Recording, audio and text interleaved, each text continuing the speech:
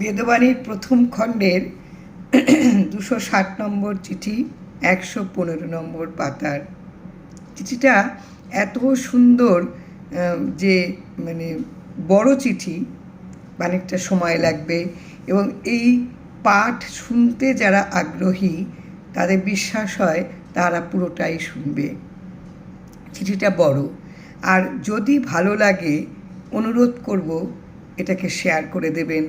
অনেকেই এই বেদবাণীটা পড়ে শুনে তারা কিন্তু নিজেদের মধ্যে নিজেদেরকে শান্তভাবে রাখতে পারবেন। চিঠিটা এত সুন্দর চিঠি। ঠাকুর লিখেছেন, সংসার অচির অস্থায়ী, এই দেহ পরিগ্রহকেই সংসার উপাধি বলিয়া থাকে। সংসার অচির, অচির হচ্ছে স্বল্পস্থায়ী, যার বেশিক্ষণ স্থায়িত্ব নেই। অস্থায়ী, যার কোনো স্থায়িত্বই নেই। এই দেহ, এই কলেবরটা পরিগ্রহ করে এটাকে আনুষ্ঠানিকভাবে একটা গ্রহণ করে, এই দেহটাকে কোনো একটা কেন্দ্র করে তাকে গ্রহণ করে সংসার উপাধি বলিয়া থাকে। এটাকেই সংসার বলে তাকে একটা সম্মান দেওয়া হয়ে থাকে। তোমাকে আনুষ্ঠানিকভাবে গ্রহণ করে একেবারে স্বল্পস্থায়ী, যার কোনো স্থায়িত্ব নেই, এরকম একটা ব্যাপারে তোমাকে গ্রহণ করা হয়, যেটাকেই সংসার বলে। তাহলে এই যে সংসার করে আমরা সব সময় ব্যতিব্যস্ত থাকি, অস্থির থাকি, সবটাই হচ্ছে স্বল্পস্থায়ী এবং যার কোনো স্থায়িত্ব নেই। ইহাই অনিত্য, অস্থায়ী, জড়া প্রকৃতির দ্বারা সংমিলনী শক্তি। এটাই এই যে স্বল্পস্থায়ী, অস্থায়ী, এই যে সংসার, এই সংসার এটা হচ্ছে অনিত্য, যার কোনো নিত্য জিনিস নেই, যেটা নিত্য নয়, যেটা সত্য নয়। অস্থায়ী, যার কোনো স্থায়িত্ব নেই। জড়া হচ্ছে জীর্ণ অবস্থা, যেটার হচ্ছে স্থবিরতা। এই জড়া প্রকৃতির দ্বারা, প্রকৃতি হচ্ছে স্বভাব, তার নিজস্ব গঠন, প্রকৃতির দ্বারা সম্মিলনী শক্তি, একটা সম্মিলিত একটা শক্তি। এই সংসার মুক্তির ব্যবস্থা করিতে একমাত্র প্রতিভক্তি, প্রতি অনুশীলন ভিন্ন ভোগ নিবৃত্তি ঘটিতে পারে না। কি অপূর্ব! আমরা প্রতিবৃত্তি বা প্রতিভক্তি, প্রতিপ্রীতি, এগুলো বলতে আমরা কি জানি? পতি মানে স্বামী, কিন্তু পতি মানে হচ্ছে কর্তা, পতি মানে হচ্ছে আমার অধীশ্বর, পতি মানে হচ্ছে প্রভু। এই যে অস্থায়ী একটা যে অনিত্য সংসারের পরিগ্রহে তুমি যে পড়ে আছো, এটাকেই তুমি সংসার বলে তুমি এটা প্রতিদিন যাপন করছো। এর মধ্যে ঠাকুর কি বলছে, যে এই সংসার থেকে মুক্তির ব্যবস্থাটা কি তোমাকেই করতে হবে। কিভাবে করবে? একমাত্র তুমি তোমার অধীশ্বর, তোমার যে প্রভু, তার প্রতি তুমি ভক্তি রাখবে এবং তার প্রতি ভক্তিটার তুমি চর্চা করবে, অনুশীলন। এছাড়া তোমার এই যে ভোগ থেকে নিবৃত্তি ঘটিতে পারে না। তোমার যা ভোগ, তোমার যা সুখ দুঃখের অনুভূতি, এই অনুভূতি থেকে তুমি কোনোদিন এখান থেকে ছাড়া পাবে না, এর থেকে তুমি কখনো বিরত থাকতে পারবে না। তোমাকে প্রতিনিয়ত এই সুখ দুঃখের অনুভূতির একটা চাকায় তোমাকে ঘুরিয়ে নেবে, যেটাকে তুমি তোমার সংসার বলে মনে করো, যার জন্য তুমি তোমার জীবনের পুরো সময়টাকেই তুমি অতিবাহিত করে দিচ্ছ। সবটাই অস্থায়ী, সবটাই স্বল্পস্থায়ী, কোনোটার মধ্যে কোনো নিত্য সত্য কিচ্ছু নেই। এখান থেকে মুক্তি পাওয়ার, এখান থেকে এই যে অনুভূতিগুলো, এই সংসার পরিগ্রহের মধ্যে থেকেই কি হয়, আমাদের নানান ধরনের অনুভূতি আসে।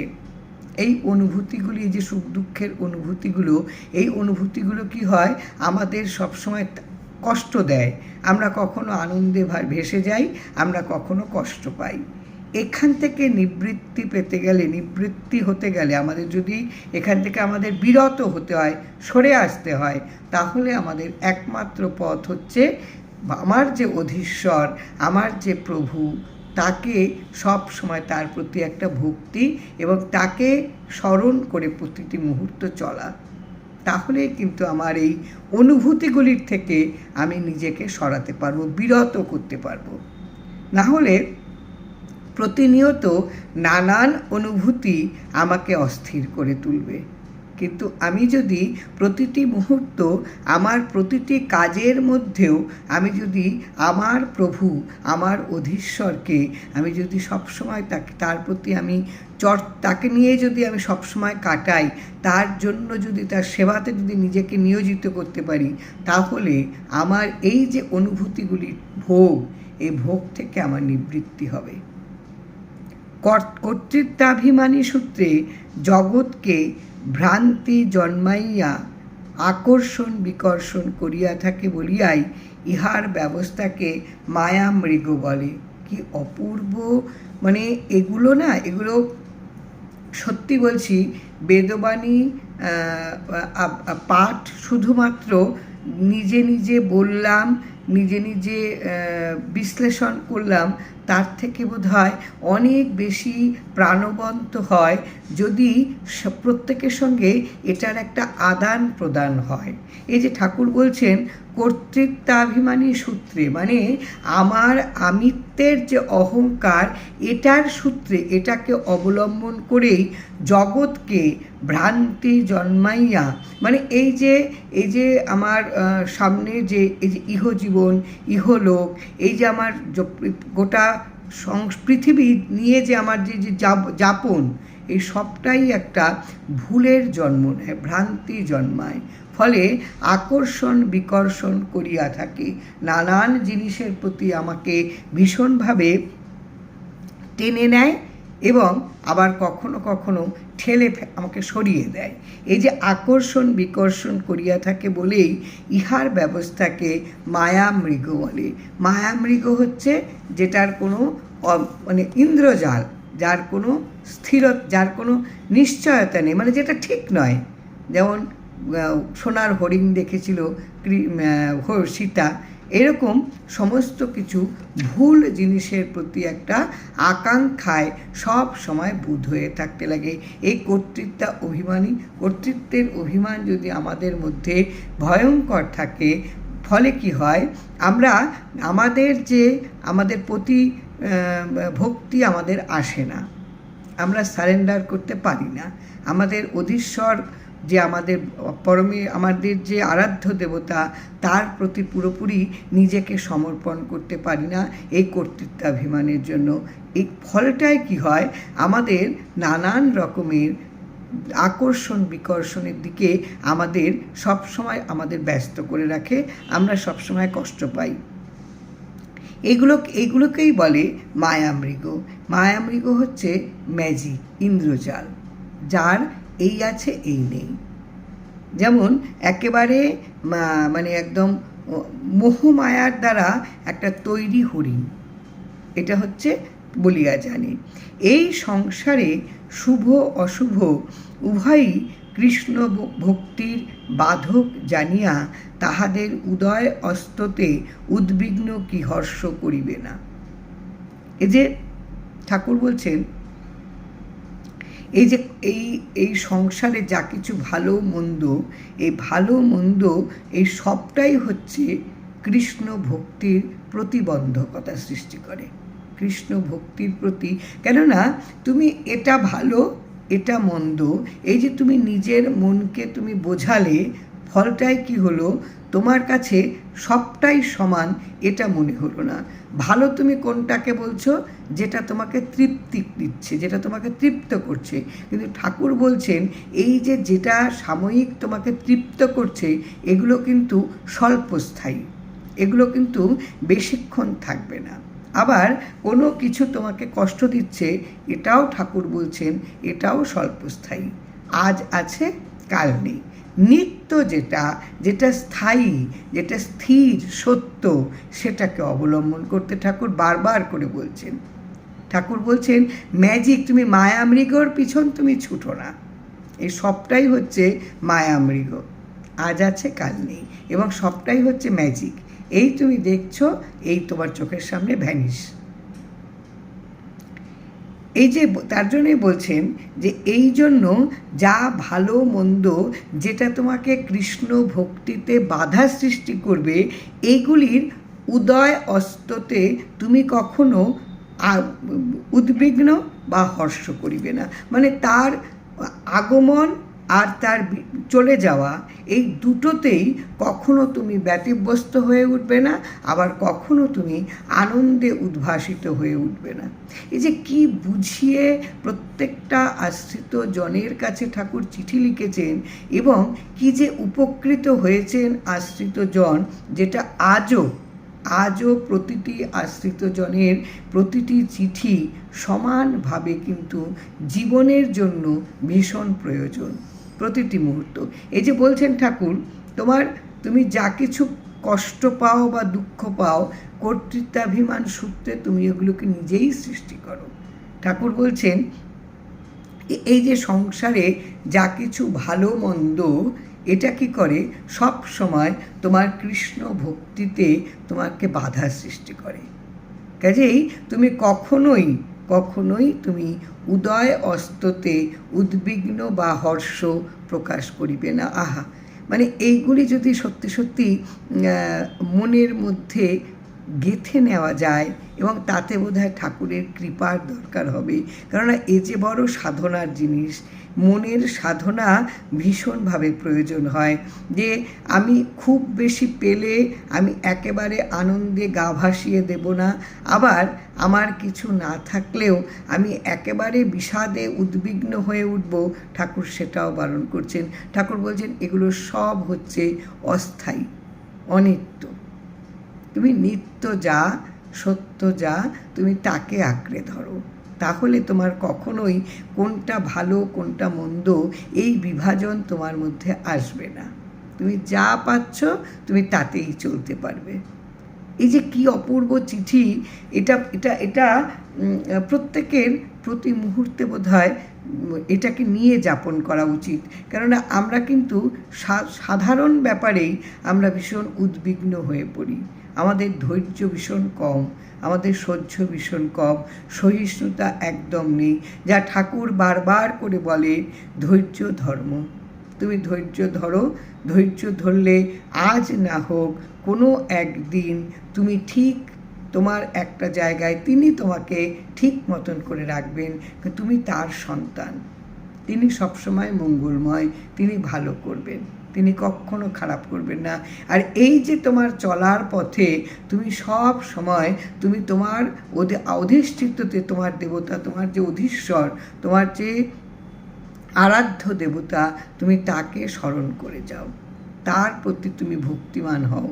তুমি যদি তাকে ভক্তি করো, তাকে নিয়ে যদি প্রতি মুহূর্তে তুমি যাপন করতে পারো, তাহলে তোমার জীবনে চড়াই উতরাই তোমাকে কোনোটাতেই কাবু করতে পারবে না। সবটা তোমার কাছে সমান বলে মনে হবে। কি থাকা কি না থাকা তোমার কাছে কোনোটাই কিন্তু তোমাকে বিচলিত করবে না। কি অপূর্ব চিঠি ঠাকুর লিখেছেন। এই জন্যই সর্বদা অদৃষ্ট ভোগের দায়ের জন্য সহিষ্ণু হইয়া নিত্য সেবায় যত্নবান হইতে চেষ্টা করাই পরমাশ্রয়। আহা, কি অপূর্ব। ঠাকুর বলছেন এই জন্যই কি হয়, আমাদের প্রত্যেক সময় আমাদের যা কিছু হচ্ছে সবটাই অদৃষ্টের ভোগ। এই অদৃষ্ট অনুযায়ী আমার অর্জিত কর্মফলের ভোগ অনুযায়ী আমার যা সুখ দুঃখের অনুভূতি হচ্ছে, এটার জন্য আমাকে সহিষ্ণু হতে হবে, আমাকে সহ্য শক্তি বাড়াতে হবে, ধৈর্য ধরতে হবে, এবং প্রতি মুহূর্তে নিত্য সেবায় যত্নবান হইতে চেষ্টা করাই হচ্ছে পরম আশ্রয়। প্রতি মুহূর্তে প্রতিদিন তুমি তোমার অধীশ্বর, তোমার আরাধ্য দেবতার যত্নে, তার সেবায় তুমি নিজেকে পুরোপুরিভাবে তুমি নিয়োজিত করো। তুমি ঘন্টার উপর ঘন্টা তুমি তাকে পুজো করছো, ঠাকুর কিন্তু এরকম কথা কখনো বলেননি। ঠাকুর বলছেন চলতে ফিরতে তুমি তাকে তোমার সঙ্গে রাখো, তাকে স্মরণ করো, তুমি তাকে নিয়ে বাঁচো। অপূর্ব চিঠি, অপূর্ব। এই চিঠিগুলো প্রত্যেকের মনকে বোধহয় বেশ করাঘাত করে, প্রত্যেকের মনকে দাঁড়িয়ে দেয়। আমরা সংসারী মন, সংসারী মানুষ, জীবনের চলার পথে কোনো না কোনো ঘটনায় কখনো ভীষণ ভেঙে পড়ি, কখনো ভীষণভাবে আনন্দ পাই, কিন্তু ঠাকুর বলছেন এগুলো সব অস্থায়ী, এই আছে এই নেই। কাজেই তুমি এইগুলি নিয়ে যদি তুমি থাকো, তুমি যদি সব সময় জীবনের প্রত্যেকটা চলার মুহূর্তে তুমি কি পেলে তুমি কি পেলে না এই নিয়েই যদি তুমি পথ চলো, তাহলে তুমি তাকে স্মরণ করবে কখন? কাজেই এগুলোকে তুমি সরিয়ে দাও, এগুলোর থেকে তুমি নিজেকে বিরত রাখো। কখন তুমি এগুলো থেকে নিজেকে বিরত রাখবে? যখন তুমি কৃষ্ণ ভক্তিতে নিজেকে তুমি নিয়োজিত করতে পারবে, তুমি যখন তাকে স্মরণ করতে পারবে। তা না করে তুমি যদি সবসময় তুমি কি পেলে কি পেলে না এটার বিবেচনা করতে থাকো, তাহলে কৃষ্ণ ভক্তি তোমাকে বাধা সৃষ্টি করবে। ওটা কৃষ্ণ ভক্তি তোমার আসবে না।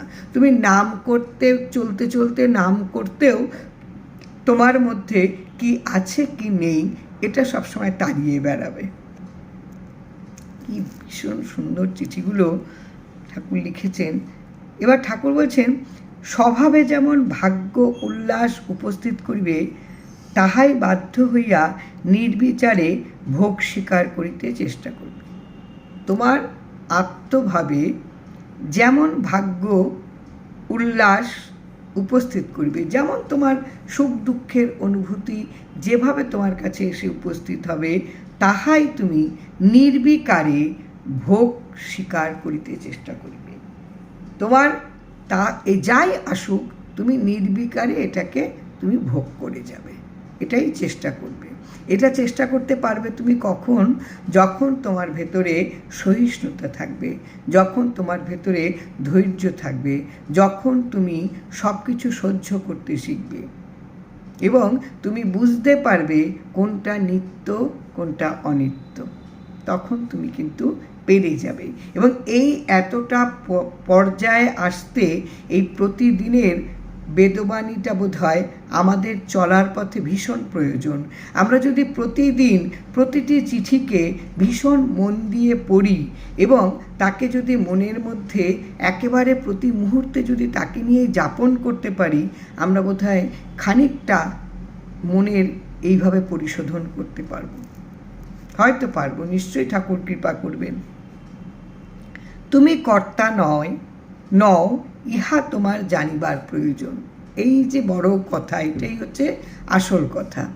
আমরা সকাল থেকে রাত পর্যন্ত আমরা যে কখনো দুঃখ পাই, কখনো আনন্দে ভাসি, কখনো আমরা নিজের কাজটা করতে গিয়ে আমরা ভাবছি এটা আমি করতে পারলাম না, এটা আমার হলো না। ঠাকুর বলছেন কোনো কিছুই তোমার করার ক্ষমতা নেই। তোমার ভেতর থেকে তুমি কর্তা ভাবটাকে দূর করো।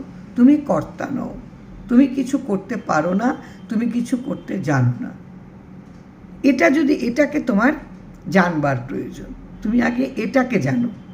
মিনিমাম একটা আমাকে পা ফেলতে গেলে যে এই জায়গাটায় পা ফেললে আমি হোঁচট খেয়ে পড়ে যেতে পারি, এটা বা এই জায়গাটায় পা ফেললে আমি নিরাপদে পাটা ফেলতে পারবো, এটা যদি আমি জানতে পারি তাহলে ঠিক মতন আমি পথ চলতে পারবো।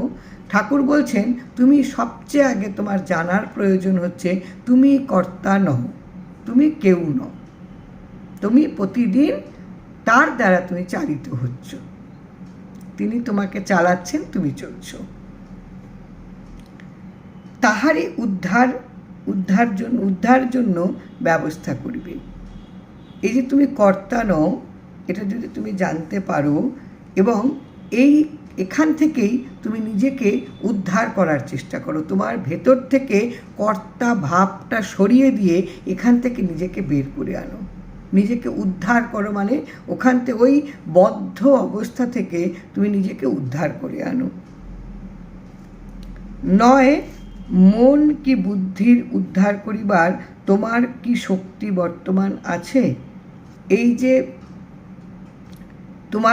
তুমি যদি নিজেকে কর্তা ভাবো, ধরো তুমি কর্তা ভাবলে ওখান থেকে তুমি বেরিয়ে আসতে পারলে না, তাহলে এই যে আমার মন কি বুদ্ধির উদ্ধার, এই মন আর বুদ্ধি এটার থেকে আমি উদ্ধার করার মানে আমি এখান থেকে নিজেকে বের করার শক্তি আমার নেই, আমার উপস্থিত নেই। ভগবান যাহা ব্যবস্থা করিয়া দেন তাহাতেই সন্তুষ্ট থাকিতে চেষ্টা করিতে হইবে। ওই একটাই হচ্ছে আমাদের প্রতি মুহূর্তে চলার পথের একটাই কথা, এবং এটাই শুরু, এটাই শেষ। আমাদের প্রতিটি মুহূর্তটা, প্রতিটি চলার পথ, প্রতিটি বিন্দু বিন্দু তিনি আমাদের পরিচালনা করেন। তিনি ছাড়া আমাদের কারোর কোনো ক্ষমতা নেই কিচ্ছু করার। তুমি জেনে রাখো, তুমি কর্তা নও, তুমি কিচ্ছু করতে পারো না, তুমি কিচ্ছু করতে জানো না। যদি তুমি এখান থেকে নিজেকে উদ্ধার করতে না পারো, তাহলে তুমি কিন্তু কখনোই নিজে কিছু করতে পারবে না। তুমি যতই ছুটে বেড়াও, তুমি কিচ্ছু করতে পারবে না যদি না ঠাকুর তোমাকে উদ্ধার করেন। তিনি তোমাকে উদ্ধার করলে তুমি ঠিক উদ্ধার হবে। তাহলে এত দৌড়োদৌড়ি ছুটোছুটি না করে ঠাকুর যেটা বলছেন যে তুমি তোমার অদৃষ্ট চক্রে যে যা যা তোমার সামনে এসে উপস্থিত হচ্ছেন, যা যা কাজ, এটা তুমি মন দিয়ে করো। অনবরত তোমার ভেতরে তুমি ঠাকুরের নাম স্মরণ করো, প্রতীক ভক্তি তুমি ভেতরে রাখো, তাহলে তিনি তোমার সঙ্গেই আছেন। নাম থাকলে তিনি তোমাকে ছেড়ে যেতে পারেন না। নাম যার মনে থাকে, নাম যে স্মরণ করে, তার কোনো বিপদ হয় না, তার কোনো বিপদ নেই। তাহলে এইটা যদি আমার ভেতরে আমি সবসময় রাখতে পারি, তাহলে তো তিনিই আমার উদ্ধার করবেন। আমি অযথা কেন নিজেকে নিজের ভবিষ্যতের চিন্তা করে, নিজের পরবর্তী জীবন চিন্তা করে, আমার পরিবার কিভাবে চলবে এগুলো চিন্তা করে আমার তো চলার কোনো দরকার নেই। কেননা অনেক অনেক ফ্যামিলিতে অনেক অনেক জায়গায় অনেক প্রাচুর্যতা জমিয়ে রেখেও কিন্তু আলটিমেট অদৃষ্ট চক্রে যা আছে সেটাই পেতে হয়েছে, বাকি কিন্তু ভোগ করতে পারিনি। তার মানে আমার অদৃষ্ট চক্রে নেই। এই অদৃষ্টে আমি যা নিয়ে এসেছি, আমার কৃতকর্মের যা সঞ্চিত কর্মফল আমি যা নিয়ে এসেছি, এর বাইরে কিচ্ছু পাবার আমার কোনো ক্ষমতা নেই। আমি এইটুকু যদি বুঝে যেতে পারি, এইটুকু যদি ঠাকুর কৃপা করেন, আমার ভেতরে এইটাকে যদি আমি এই আসল সত্যটা যদি আমি ভেতরে একেবারে বশত গড়ে নিতে পারি যে আমি কর্তা নই, আমার কিচ্ছু করার ক্ষমতা নেই, আমাকে তিনি যেমনভাবে চালাবেন আমি সেভাবেই চলব, তিনি আমার উদ্ধারের ব্যবস্থা করে দেবেন, ব্যাস। আর আমার সামনে যা কাজ আসছে আমি করে যাব, সেটা কষ্টদায়ক হোক, সেটা দুঃখদায়ক হোক, যে কোনো অনুভূতি আমাকে আসুক না কেন, আমি এটাতে কখনো বিভাজন করব না, আমি কখনো ভেদ করব না, যা আসছে আমি তাই ভোগ করে যাব। ঠাকুর বলছেন এই ভোগের মধ্যেও কিন্তু যা উদয় হবে, এতে তুমি উদ্বিগ্নও হয়েও না, খুব উল্লসিতও হয়েও না। কি অপূর্ব চিঠি ঠাকুর লিখেছেন প্রত্যেক আশ্রিত জনের জন্য। চিঠিটা অত্যন্ত বড়, আমি চাইব চিঠিটা প্রত্যেকে পড়ুন, প্রত্যেকের জীবনের জন্য ভীষণ প্রয়োজন। জয় রাম, জয় রাম।